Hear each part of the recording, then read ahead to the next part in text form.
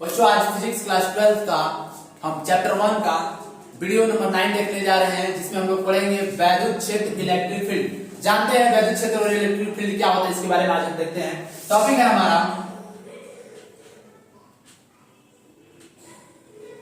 वैद्युत क्षेत्र electric field.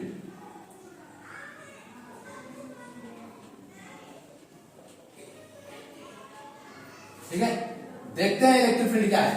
देखिए, जिस प्रकार कोई चुंबक हम कहीं रखते हैं तो ये चुंबक जो होता है अपने चारों तरफ एक फील्ड बनाता है, जिसको हम लोग चुंबकीय क्षेत्र कहते हैं। और इसका चुंबकीय क्षेत्र कहां तक है हमको कैसे पता चलता है? जब इसके पास किसी हम दूसरे चुंबक को लाते हैं, तो जैसे ये चुंबक हम कहीं भी रख देंगे तो इसको आकर्षित और प्रतिकर्षित नहीं कर लेगा। अगर यहाँ पर है तो ये इसको नहीं खींचेगा न धक्का देगा। लेकिन अगर इसी चुंबक को अगर हम यहाँ रखते हैं, मान लीजिए यहाँ रखने पर भी ये खींच रहा है और धक्का नहीं दे रहा है, लेकिन जैसे इस चुंबक को हम यहाँ लाकर रख रहे हैं, ये इसको क्या कर रहा है? आकर्षित कर ले रहा है। इसका मतलब ये है कि इसका जो फील्ड है, इसका क्षेत्र जो है यहाँ तक है। ठीक है, तो ये जो अपना जो क्षेत्र बनाया है इसका चुंबकीय क्षेत्र होता है। ठीक, तो किसी चुंबक के जो चारों तरफ क्षेत्र बनाया है उसको चुंबकीय क्षेत्र बोलते हैं। ठीक उसी प्रकार से अगर हम चुंबक की जगह पर कोई आवेश ले लेते हैं, ठीक है, तो आवेश भी क्या करते हैं? ये अपने चारों तरफ एक फील्ड बनाते हैं और इसी फील्ड को हम लोग बोलते हैं वैद्युत क्षेत्र। तो किसी भी आवेश का वैद्युत क्षेत्र हमको कैसे पता चलेगा? जैसे चुंबकीय क्षेत्र हमारा कैसे पता चला? कोई दूसरे चुंबक को इसके क्षेत्र में लाए तब पता चला। उसी तरह से कि हम कोई आवेश ले लेते हैं, हमने कोई आवेश ले लिया, ठीक है, और इस आवेश का चुंबकीय क्षेत्र कैसे पता वैद्युत क्षेत्र कैसे पता चलेगा? हम कोई दूसरे आवेश को यहाँ रखते हैं, नहीं आकर्षित करेगा ना प्रतिकर्षित करेगा। यहाँ रखते हैं, ना आकर्षित कर रहा है ना प्रतिकर्षित करता है। लेकिन जैसे ही यहाँ रख रहे हैं, ये क्या करेगा? या तो आकर्षित या तो प्रतिकर्षित करेगा। इसका मतलब क्या है? इसका यहाँ तक एक एरिया बना हुआ है, एक फील्ड बना हुआ है। तो ये जो इसका फील्ड बना हुआ है, जो इसका एरिया बना हुआ है, इसी एरिया को हम लोग बोलते हैं वैद्युत क्षेत्र। वैद्युत क्षेत्र, ठीक है, इसी को हम लोग बोलते हैं वैद्युत क्षेत्र। ये अब इसको परिभाषा के रूप में कैसे लिखेंगे? परिभाषा के रूप में कैसे लिखेंगे? तो देखिए क्या लिखेंगे? किसी आवेश के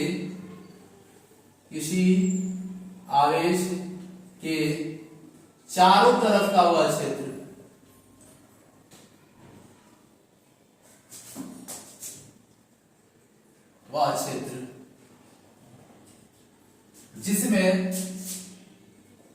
जिसमें कोई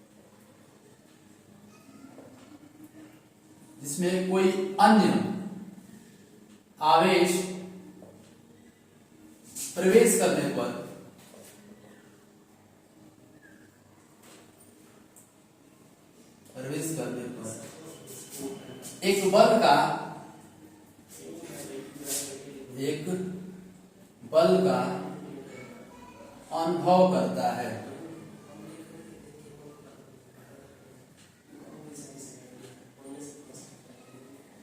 उस क्षेत्र को ही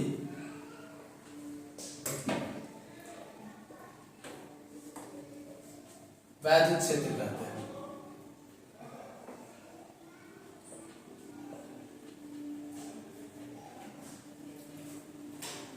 ठीक है, हमने क्या देखा कि किसी आवेश के किसी आवेश के चारों तरफ का वह क्षेत्र जिसमें कोई अन्य आवेश प्रवेश करने पर एक बल का अनुभव करने लगता है, उस क्षेत्र को हम लोग बोलते हैं वैद्युत क्षेत्र। जैसे ये आवेश है, इस आवेश के वैद्युत क्षेत्र में प्रवेश करेगा तो ये एक बल का अनुभव करने लगेगा, तो इसके कारण इसके वैद्युत क्षेत्र का पता चलेगा। तो किसी आवेश के चारों तरफ का वह क्षेत्र जिसमें कोई अन्य आवेश प्रवेश करता है, एक बल का अनुभव करता है, उसे हम बोलते हैं वैद्युत क्षेत्र, इलेक्ट्रिक फील्ड। चलिए, इसके बाद हम जानते हैं कि वैद्युत बल रेखाएं क्या होती हैं। इसी से रिलेटेड एक टॉपिक है हमारा वैद्युत बल रेखाएं।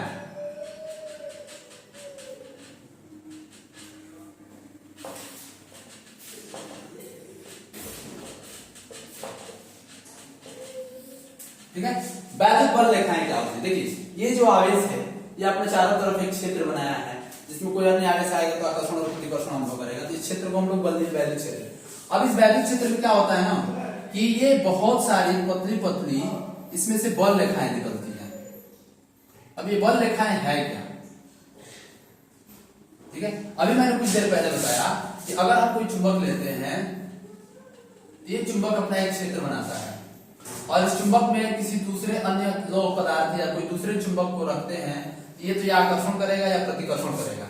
तो क्यों करता है? क्योंकि इसमें से बहुत से धागे नुमा ऐसे पतली पतली पतली पतली धागे नुमा इसमें से रेखाएं निकलती हैं, और यही रेखाएं इसको पकड़कर खींचती हैं या धक्का देती हैं। तो ये रेखाएं वास्तव में चुंबक से निकलती नहीं है, ऐसा कल्पना किया गया, ऐसा माना गया है कि इसमें से ऐसी बल रेखाएं निकलती होंगी और एक बल रेखाएं इसको पकड़कर खींचती है या धक्का देती है।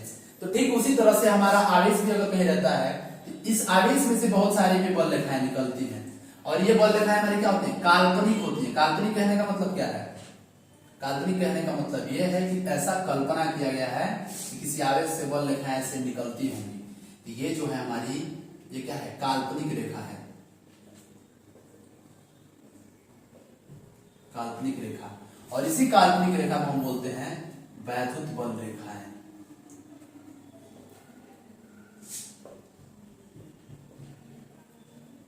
ठीक है, तो ये आवेश के जो वैद्युत क्षेत्र हो गया, वैद्युत क्षेत्र में जो हम लोग काल्पनिक रेखा खींचे हैं, इस काल्पनिक रेखा को हम लोग बोलते हैं वैद्युत बल रेखाएं।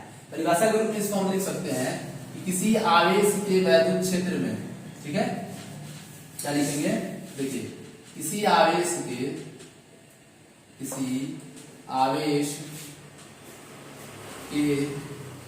वैद्युत क्षेत्र में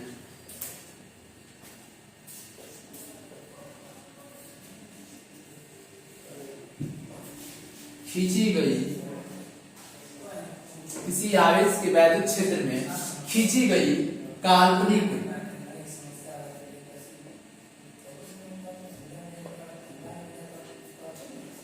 रेखाओं को ही वैद्युत बल रेखाएं कहते हैं। ठीक है, क्या बोले हैं? किसी आवेश के वैद्युत क्षेत्र में, कोई आवेश हो गया हमारा यहाँ, ठीक है, यह हो गया हमारा आवेश, और इस आवेश का हो गया वैद्युत क्षेत्र, और इस वैद्युत क्षेत्र में जो काल्पनिक रेखाएं खींची जाती हैं, इन काल्पनिक रेखाओं को ही हम लोग बोलते हैं वैद्युत बल रेखाएं। ये जो रेखाएं हमारे किसी आवेश के वैद्युत क्षेत्र में खींची गई काल्पनिक रेखाओं को वैद्युत बल रेखाएं कहते हैं। ठीक है, अब जानेंगे वैद्युत बल रेखाओं के गुण क्या होते हैं।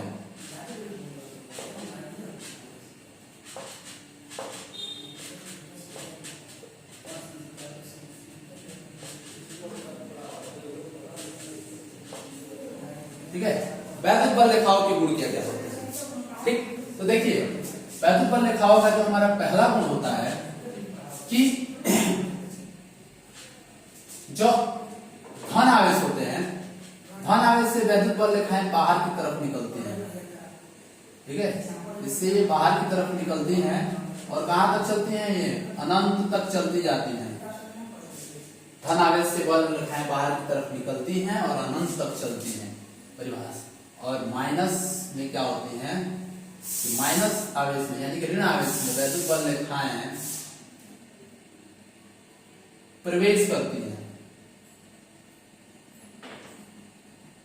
ठीक है, माइनस में क्या करती हैं? ऋण आवेश में वैद्युत बल रेखाएं प्रवेश करती हैं। कहां से आती हैं? अनंत से चलकर आती है। पहला गुण हमारा ये हो गया कि वैद्युत बल रेखाएं धन आवेश से सदैव निकलती हैं और ऋण आवेश में सदैव क्या होती हैं? प्रवेश करती हैं। पहला गुण है। दूसरा गुण हमारा ये होता है कि वैद्युत बल रेखाएं, ये हमारी कोई वैद्युत बल रेखा हो गई, ये हमारी कोई वैद्युत बल रेखा हो गई। तो वैद्युत बल रेखा के किसी भी बिंदु पर, कोई भी हम पॉइंट ले लेते हैं, किसी भी बिंदु पर खींची गई स्पर्श रेखा, कोई स्पर्श रेखा खींच लेते हैं ऐसे,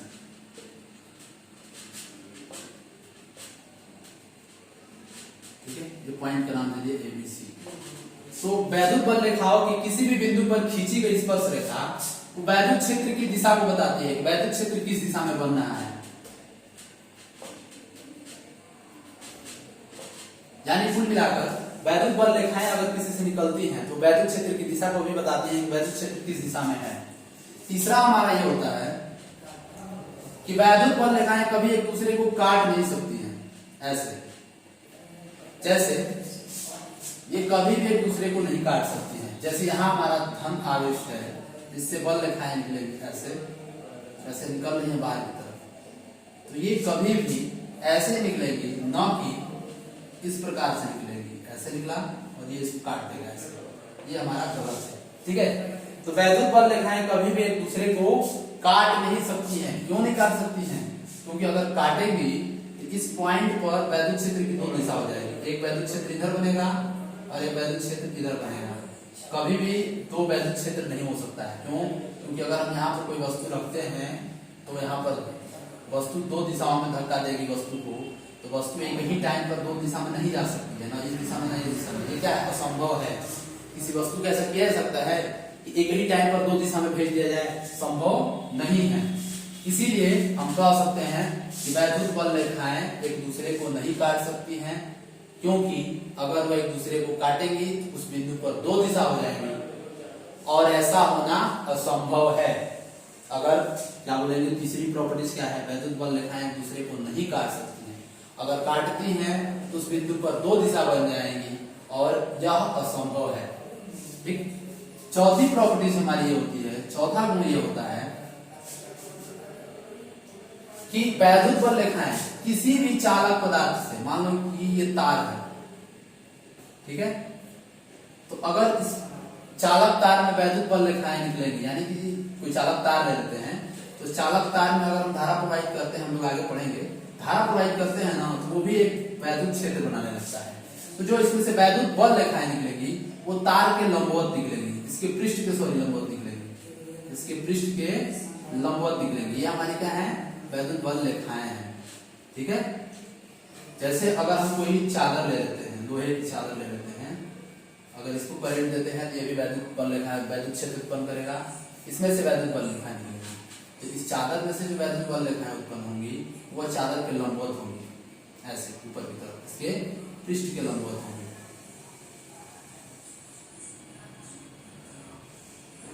ठीक है, तो चौथा हमारा ये होता है कि किसी भी चालक पदार्थ से निकलने वाली वैद्युत बल रेखाएं उसके पृष्ठ के लंबवत होती है। क्या होती है? उसके पृष्ठ के लंबवत, पृष्ठ के लंबवत। पृष्ठ के लंबवत का मतलब क्या? कि वैद्युत बल रेखाएं चालक के पृष्ठ के लंबवत निकलती हैं। ठीक, पांचवा हमारा ये होता है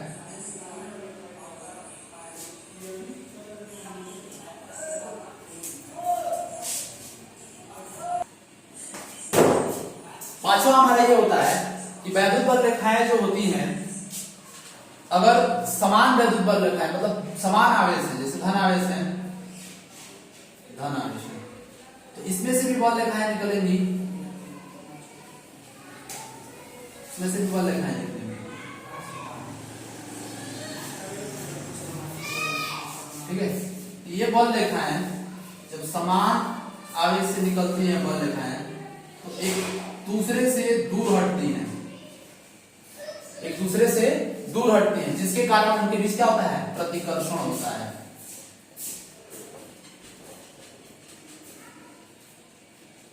यानी कि समान आवेश में वैद्युत बल रेखाएं दूसरे से अपने लंब दिशा से दूर हटती हैं, जिन कारण दोनों समान आवेशों में क्या होता है? प्रतिकर्षण होता है, विपरीत आवेशों में आकर्षण होता है। छठवां ये होता है कि वैद्युत बल रेखाएं वैद्युत क्षेत्र की दिशा को प्रदर्शित करती हैं। क्या करती हैं? वैद्युत क्षेत्र की दिशा को प्रदर्शित करती हैं।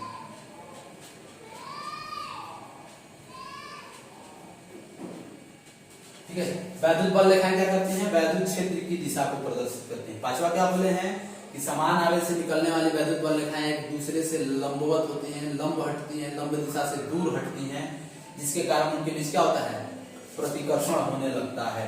तो आज हम लोगों ने जाना कि वैद्युत क्षेत्र क्या है, वैद्युत बल रेखाएं क्या है, वैद्युत बल रेखाओं के गुण क्या क्या होते हैं, एक बार रिविजन कर देते हैं आप लोग लिए। मैंने बताया कि किसी आवेश के चारों तरफ का वह क्षेत्र जिसमें कोई अन्य आवेश प्रवेश करने पर, जिसमें कोई अन्य आवेश प्रवेश करने पर, किसी आवेश के चारों तरफ का वह क्षेत्र जिसमें किसी कोई अन्य आवेश प्रवेश करने पर एक बल का अनुभव करता है, इस क्षेत्र को हम लोग बोलते हैं वैद्युत क्षेत्र। दूसरा हमने बताया वैद्युत बल रेखाएं, इस आवेश के ये जो वैद्युत क्षेत्र है, वैद्युत क्षेत्र में ये जो काल्पनिक रेखाएं खींची जाती हैं, ठीक है, तो किसी आवेश के वैद्युत क्षेत्र में खींची गई काल्पनिक रेखाओं को हम लोग बोलते हैं वैद्युत बल रेखाएं। अब जानेंगे वैद्युत बल रेखाओं के गुण क्या है। तो पहला मैंने बताया कि वैद्युत बल रेखाएं धन आवेश से हमेशा निकलेंगी और ऋण आवेश से क्या होती है, सदैव प्रवेश करती हैं। दूसरा बताया कि वैद्युत बल रेखाओं के किसी भी बिंदु पर खींची गई स्पर्श रेखा वैद्युत क्षेत्र की दिशा को बताती है। तीसरा बताया वैद्युत बल रेखाएं एक दूसरे को कभी काट नहीं सकती हैं, अगर ऐसा करती हैं तो उस पॉइंट पे दो दिशा बन जाएगी वैद्युत क्षेत्र की, ठीक है, जो कि असंभव है, एक ही टाइम पर दो दिशा नहीं बन सकती है। चौथा हमने बताया कि वैद्युत बल रेखाएं किसी भी चालक पदार्थ से निकलेगी तो उसके पृष्ठ के लंबवत निकलेगी। ये हमारा चालक तार है, ये इसका पृष्ठ है ऐसे, और ये इसका पृष्ठ हो गया, पृष्ठ के लंबवत निकलेगी। ये चादर लिए है, इसके पृष्ठ के लंबवत निकल रहे हैं बल रेखाएं। पांचवा मैंने बताया कि वैद्युत बल रेखाएं समान आवेश में जो होती हैं, समान बल रेखाएं निकलती हैं जो एक दूसरे से लंब होती हैं, एक दूसरे से लंबवत हटती हैं, दूर होती हैं, इस कारण प्रतिकर्षण होता है। छठा मैंने बोला वैद्युत क्षेत्र की दिशा क्या होती है, वैद्युत बल रेखाएं वैद्युत क्षेत्र की दिशा को प्रदर्शित करती हैं। वैद्युत बल रेखाएं वैद्युत क्षेत्र की दिशा को प्रदर्शित करती हैं। बच्चों आज का वीडियो मुझे बहुत ही अच्छा लगा होगा आप लोगों को, और मैं चाहूंगा कि मेरे चैनल को सब्सक्राइब, लाइक, शेयर कीजिए। धन्यवाद।